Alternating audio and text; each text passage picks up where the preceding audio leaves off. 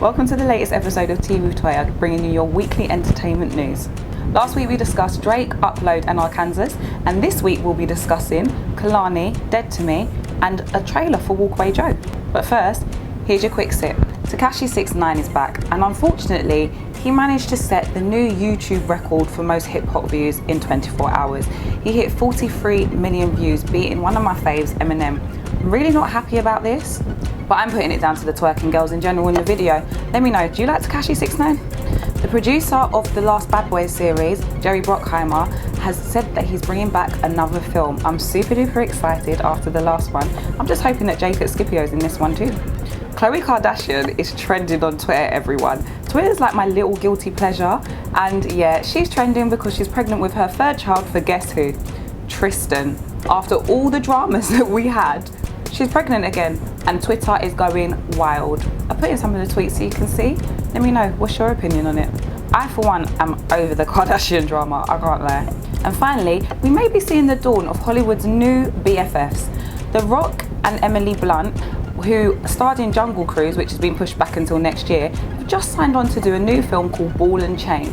Now, Ball and Chain is about a couple who want a divorce that are getting superpowers, and the superpowers only work when they work together.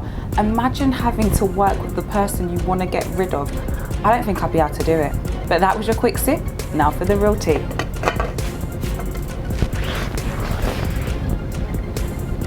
Dead to Me Season 2 has arrived.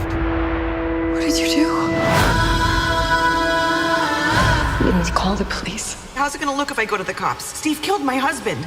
Dead to Me is described as a dark comedy by the writer/producer Liz Feldman, who also wrote Two Broke Girls.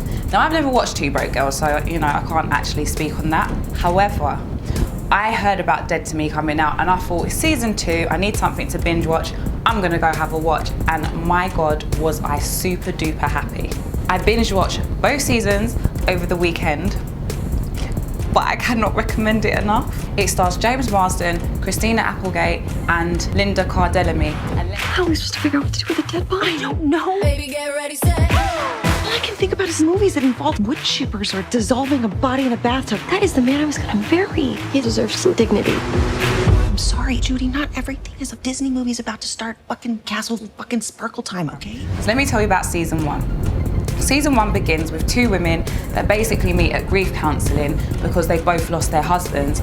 By about the second or third episode in, plot twist, spoiler alert, you realise one of their husbands is not dead. She lied that her husband had died and has been attending a grief group for it. Imagine inviting someone into your home and then finding out they've lied to you about everything. Well, that sounds like most men, but we move. Luckily, I watched it when season 1 and 2 were out. So season 2 starts with exactly the same way that season 1 ended. It's like the next morning after. I don't want to give away too much. Actually, you should have watched season 1 already. Basically, she ends up killing the guy that wasn't actually dead, and now he's dead. What are we gonna do? I don't know what to do. I'm freaking the fuck out here. So we then get to the point where the beginning of the season starts with her now having to help cover up her murder after she'd killed her husband. It's just really twisted. And the end of season 2 was like another bout of karma for both women. Just go watch the programme. Toya's trailer pick of the week is Walkaway Joe, which stars Jeffrey Dean Morgan, Julian Fedder, and David Strathairn. I've been told it's about a toxic relationship between a father and a son. Just so you know, I'm watching this trailer for the first time with you guys right now, so you'll be getting my natural reactions, then I'll tell you whether I think the film looks good or not. It's the guy from Walking Dead that I like, niggas. Did it ever occur to you to be his parent instead of his playmate? Said my parents.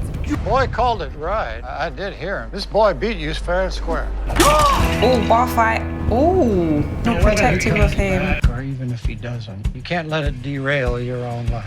Yep, his dad comes back, probably because he's got cash. Oh, wow. Now he's going to play his dad at pool. I bet he beats him. Yeah, the film looks like it's going to be okay, but nothing that I would shout home about. Lastly, Kehlani is back with a new album. 3 a.m. in Vegas, all day with Vegas. I've been following Kehlani ever since she appeared on American Idol with a band called Pop Life. She's amazing. She kind of reminds me a little bit of Jhene Aiko, but completely different vibe, but still got that really melodic voice. And this bitch is backstage, trying to upstage me. How am I to know what to do? Her last album was released in 2017 and it was called Sweet Sexy Savage, and it was an ode to one of my favourite bands, TLC, you know, Crazy Sexy Cool. So you can tell who she's heavily influenced by. This album is titled It Was Good Until It Wasn't, which I would say is basically about relationships. Again, because Kehlani is the queen of relationship songs, next to Jhene Aiko, of course.